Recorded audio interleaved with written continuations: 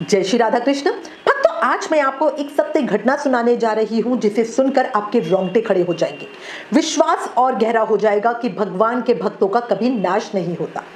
एक बार श्री भक्ति वेदांत वामन गोस्वामी जी महाराज कलकत्ता के पास एक गांव में श्रीमद् भागवत महापुराण कथा करने गए।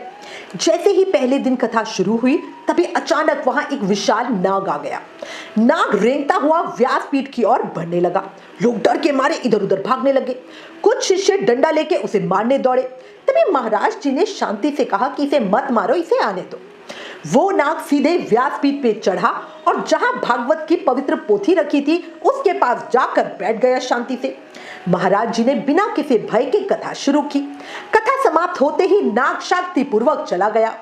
अगले दिन ठीक कथा के समय वही नाग फिर से आया और सातों दिन इसी तरह पूरी भागवत कथा ध्यान से सुनता रहा।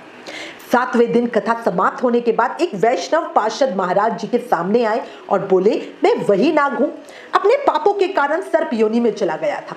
पिछले जन्म में मेरे माता पिता मुझे संतों की कथा में ले जाते थे और नाम जाप करवाते थे। मैं कभी मन से नहीं करता था, मजबूरी में करता था। पर आज समझ आया कि उस भक्ति के प्रभाव से मुझे ये कथा सुनने का सौभाग्य मिला। इस कुयोनि में भी मुझे अपना पिछला जन्म याद रहा। अब मैं इस योनि से मुक्त होकर भगवान के धाम जा रहा हूं। तो भक्तों, यही है भक्ति की ताकत। श्रीमद् भगवद गीता अध्याय 9 श्लोक 31 में भगवान स्वयं कहते हैं, नाम में भक्त प्रणश्यति, अर्थात मेरे भक्त का कभी नाश, कभी पतन नहीं होता। इसलिए याद रखिए, भक्ति का बीज अगर एक बार पड़ जाए तो जन्म जन्मांतर तक उसका फल मिलेगा ही मिलेगा। इसलिए कभी ये मत सोचिए कि आपकी भक्ति व्यर्थ है। भगवान देर करते हैं पर अंधेर नहीं। यदि भक्त से कोई अपराध बन भी जाए और उसके फल स्वरूप वो किसी अन्य योनि को प्राप्त हो भी जाए तो भगवान संतों के माध्यम से उसका उद्धार कर ही देते हैं। जैसे भगवान ऋषभ देव के पुत्र भरत जी को अंतिम काल में हिरण का स्मरण होने से वो अगले जन्म में हिरण की योनि में चले गए, पर उनके पूर्व जन्म की भक्ति से उनका कल्याण हुआ।